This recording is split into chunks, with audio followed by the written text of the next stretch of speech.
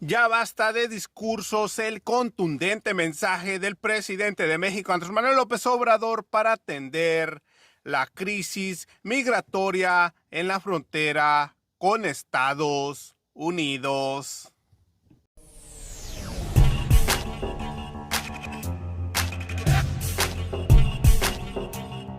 ¡Viva México! ¡Viva México! ¡Viva México!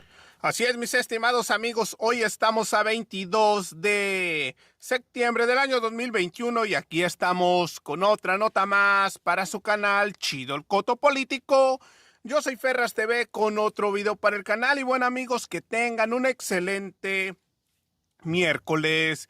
Y el presidente de México, Andrés Manuel López Obrador, instó este miércoles al gobierno de Estados Unidos a dejar a un lado las declaraciones políticas y suscribir de una vez el convenio para el desarrollo de Centroamérica para atender de fondo las causas de la actual crisis migratoria. Y bueno amigos, sin tanto que hablar mejor, a continuación les presento el video de las palabras del presidente. Acompáñeme.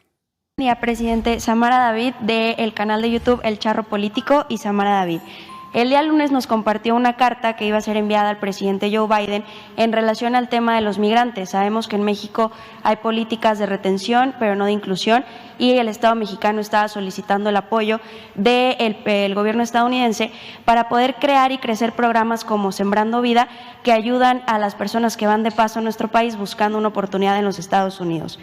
En este momento le quisiera preguntar si ya existe una respuesta por parte de los Estados Unidos y en caso de ser negativa, ¿qué otras propuestas tiene el gobierno mexicano para establecer estas políticas públicas que ayuden a los migrantes? Y en caso de ser positiva, ¿cree que esta cooperación con los Estados Unidos podría abrir una posibilidad de una reforma como la que se dio en 1986 con el presidente Ronald Reagan? Pues yo tengo confianza que el gobierno del presidente Biden acepte la propuesta que estamos haciendo para enfrentar el fenómeno migratorio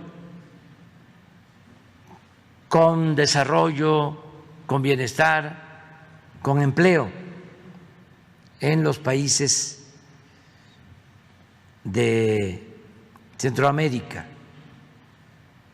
en los países en donde se necesita que haya desarrollo, que haya empleo, que haya bienestar, porque ese es el origen, esa es la causa de la migración, la falta de oportunidades de empleo, el que haya salarios justos.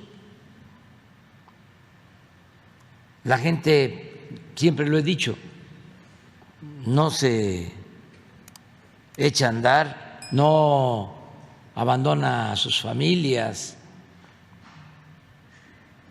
sus pueblos, sus costumbres, por gusto, lo hace por necesidad.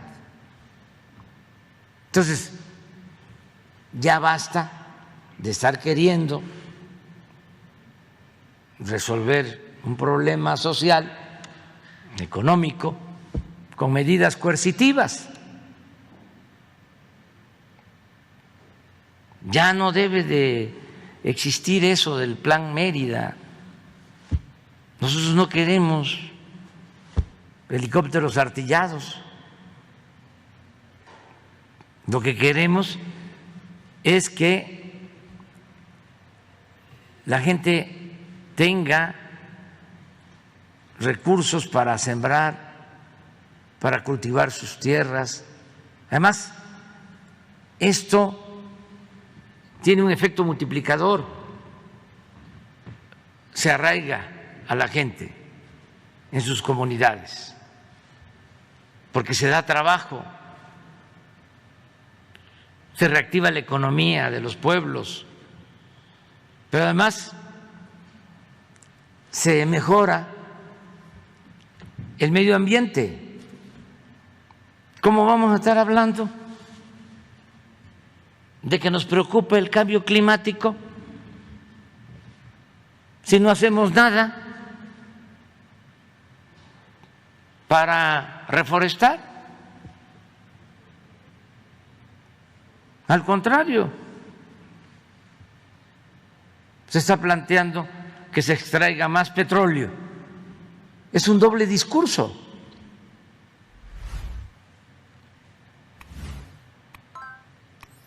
Afortunadamente, yo veo que el presidente Biden pues es sensible y tiene interés en atender el problema de fondo. Por eso nombró a la vicepresidenta Harris, Kamala Harris, con este propósito, con esta encomienda. Me dio gusto que el embajador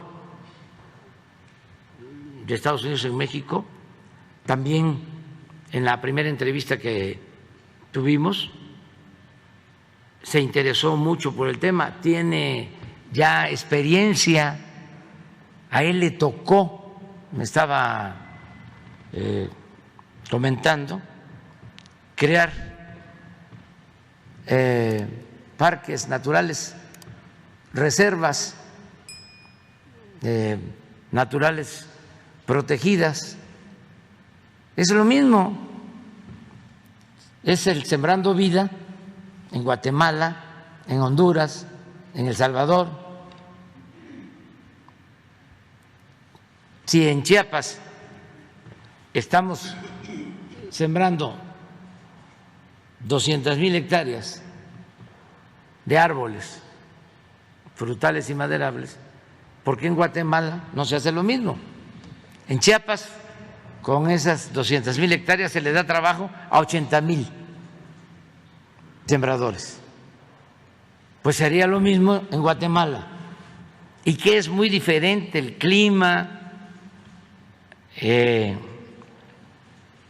la flora, la fauna de Chiapas y de Guatemala. Pues no, es lo mismo, la misma naturaleza, las mismas culturas. Siendo historia, pues Chiapas pertenecía a Guatemala hace 200 años apenas.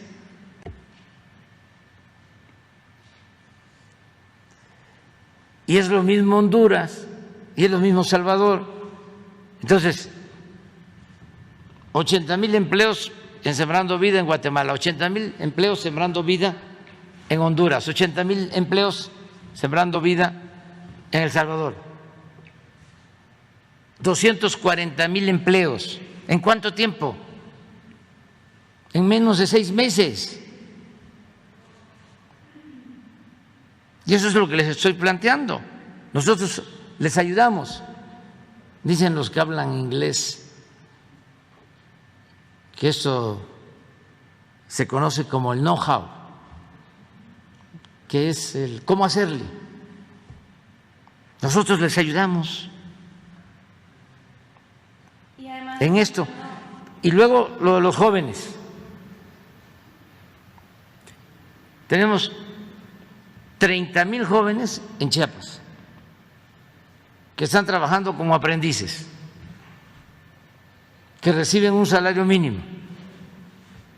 Bueno, pues 30,000 en Guatemala, 30,000 en Honduras, 30,000 en El Salvador, pues son 90,000.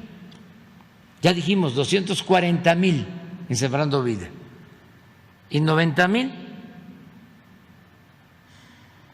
Pues son 330,000, 360,000, 240 y 90, 330,000, pero en 6 meses, nada más 2 programas. ¿Qué no podrá el Senado de Estados Unidos aprobar este programa? o se van a llevar estudiándolo un año.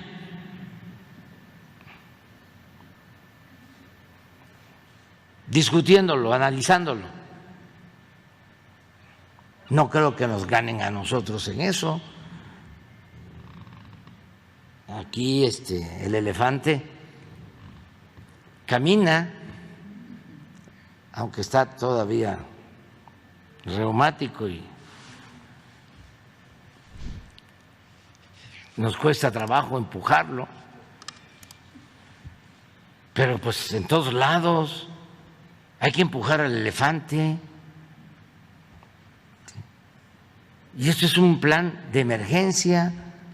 ¿Qué vamos a seguir reteniendo a los migrantes? Ya cuando salen, que ya tienen acuerdos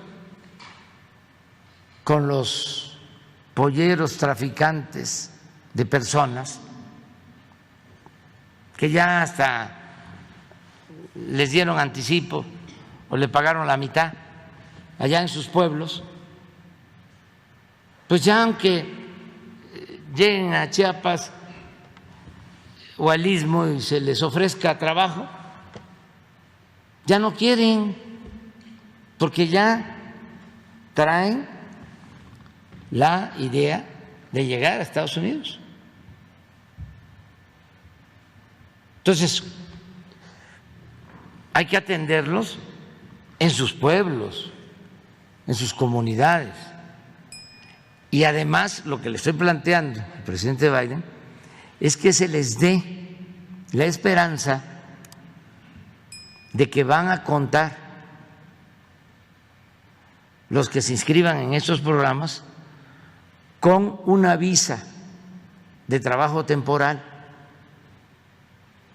para que puedan ir 6 meses a Estados Unidos y regresar 6 meses a ver cómo están sus árboles,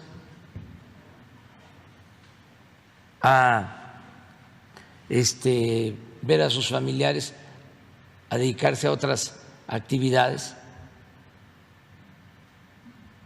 porque además se requiere de la fuerza de trabajo. No hay en Estados Unidos trabajadores, no hay en Canadá. ¿Y por qué no ordenamos el flujo migratorio si se necesita? ¿Por qué no hacemos una planeación? Porque para crecer se requiere la fuerza de trabajo, así como es importante el capital en una empresa, es importante el trabajo. Yo diría que más importante. Entonces, ¿cómo se va a producir? Ahora que se acaba de aprobar un plan para crear infraestructura muy interesante que no se había llevado a cabo en Estados Unidos desde hace mucho tiempo, pues la pregunta obligada es: ¿de dónde van a salir los trabajadores de la construcción? ¿Quiénes van a construir? Entonces ya se requiere una integración económica con respecto a las soberanías, pero pensando de manera distinta, no con medidas coercitivas. Y se va avanzando en ese sentido. Les comentaba yo que incluso el embajador fue a la frontera sur, fue al Ceibo, a Tenosique, Tabasco, con el gobernador de Tabasco, y él está interesado, viendo cómo ayuda a convencer en Estados Unidos para que se apliquen estas acciones. Y él es un embajador experimentado políticamente porque ya estuvo en el Senado y es un agente, vamos a decir, con juicio práctico. No es un académico, no tengo nada en contra de los académicos, pero se requiere teoría y práctica. Entonces, lo que a veces predomina en los gobiernos es la teoría, es el pensamiento, pero se requieren las dos cosas, se necesita el pensamiento y la acción. Y creo que este embajador es un hombre de acción. Entonces eso va a ayudar para que podamos salir adelante. Cuando tuvimos la reunión de la CELAC, yo hablaba que desde la época del presidente Kennedy no ha invertido Estados Unidos en el desarrollo de América Latina y del Caribe. En aquel entonces iniciaron un programa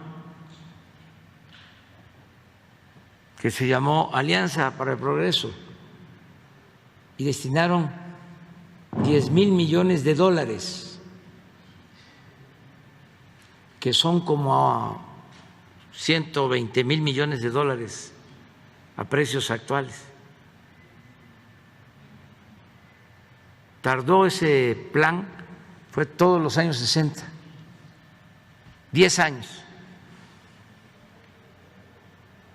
120,000 millones de dólares. ¿Cuánto han invertido de entonces a la fecha para el desarrollo de América Latina y del Caribe? Ni el 10% de esa cantidad. Desde que estamos nosotros, primero había el compromiso de que iban a invertir 4,000 millones,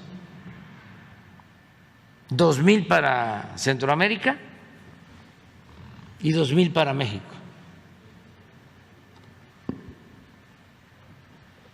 Imagínense si me hubiese yo quedado parado esperándolo. Me hubiese yo cansado, ¿eh? No ha llegado nada. Nada. Entonces ya basta de discurso. Ya hace falta la acción.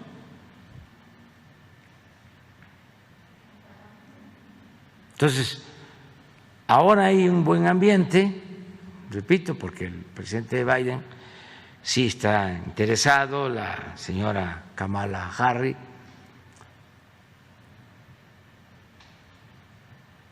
el señor Sullivan, que es el asesor de seguridad del presidente Biden, estuvo aquí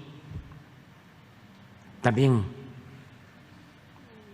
muy interesado, inteligente, respetuoso. Ahora el embajador, o sea que hay condiciones inmejorables como para suscribir un buen convenio para el desarrollo de América Latina y el Caribe, y en particular con los países de Centroamérica.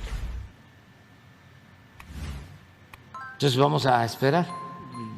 Yo pienso que sí van a haber resultados.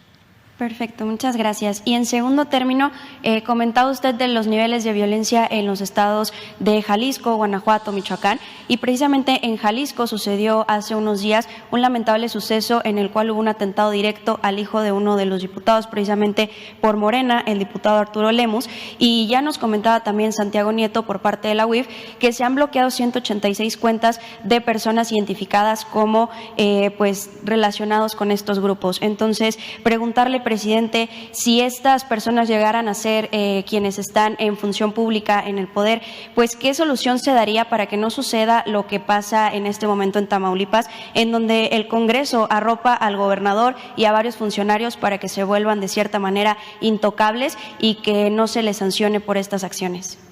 Pues yo pienso que ya todos estamos ayudando, todos ayudamos a que las cosas sean distintas, ¿no?, en el país, todos. Y las autoridades municipales, las autoridades de los estados,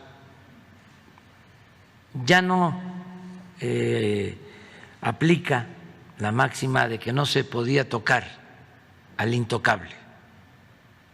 Ahora no hay impunidad. Y esto ayuda mucho. Y yo le tengo confianza a la Fiscalía y no creo que cometan ninguna injusticia. Alejandro Hertz es un hombre recto, íntegro. Yo le tengo confianza.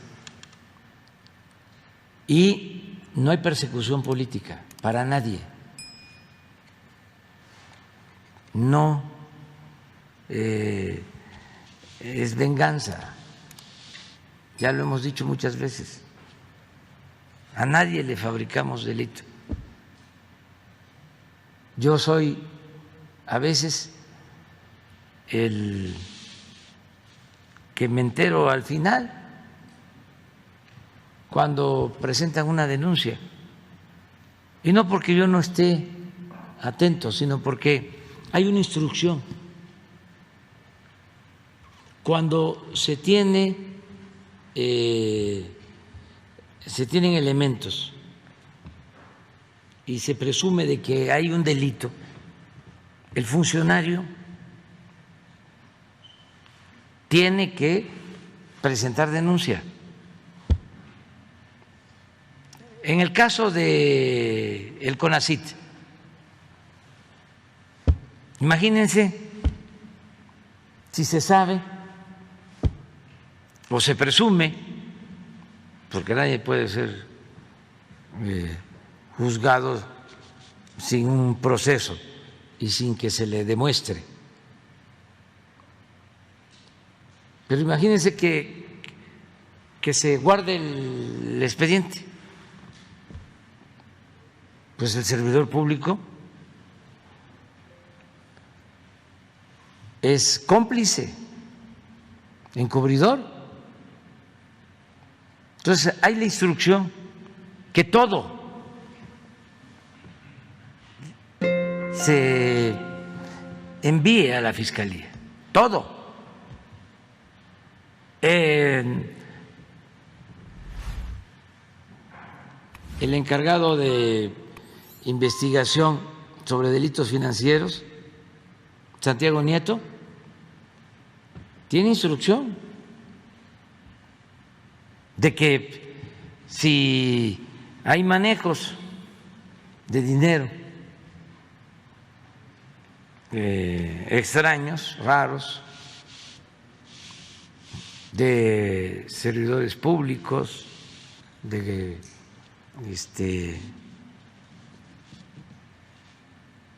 traficantes de influencia, porque no hay que confundir a los empresarios con los traficantes de influencia. Los empresarios aportan, generan empleos, pagan impuestos, son muy pocos, una minoría los que estaban estaban mal acostumbrados a no pagar impuestos, ahora ya todos. Pero lo que se fue creando, no creció el número de empresarios durante el periodo neoliberal, creció el número de traficantes de influencia. Entonces, si se sabe de que hay un mal manejo, pues Santiago Nieto tiene que presentar a la Fiscalía. Y luego también eso es importante, que se conozca. El Ministerio Público en la Fiscalía integra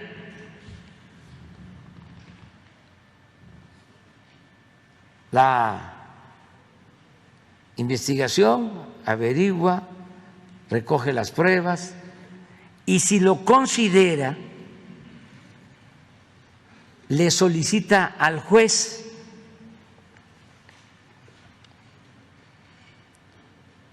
que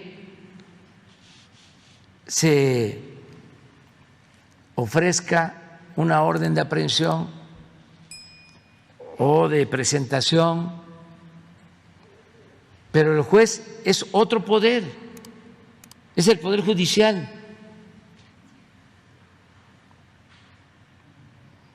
Muchas veces los ministerios públicos presentan sus solicitudes ante el juez y el juez declara de que es improcedente, que no hay todos los elementos o que está mal integrada la averiguación. Así es. Entonces, por eso me entero cuando ya está en los medios, cosa que me da gusto porque decía el maestro Vasconcelos que la diferencia entre Porfirio Díaz y Francisco I. Madero es que Porfirio Díaz mandaba la lista de los que iban a ser diputados. Él hacía la lista de los que iban a pasar a ser diputados y que Madero se enteraba en los periódicos después de la elección de quién ganaba. Entonces, esos son los cambios que se están llevando a cabo. No es que el presidente dio la orden,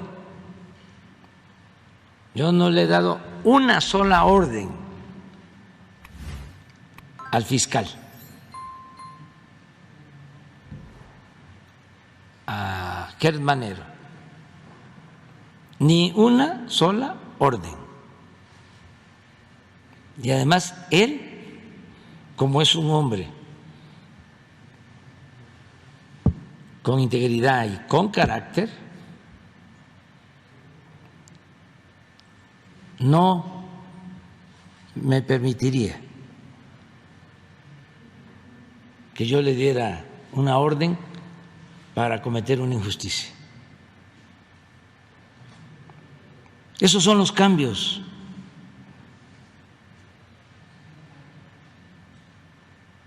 Es muy importante lo que está sucediendo en el país. Antes, imagínense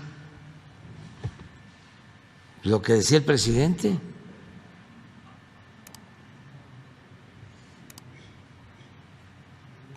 ¿Qué horas son? Las que usted quiera que sean, señor. Ya no es así. Y vamos a continuar con la misma política. Y podrá ser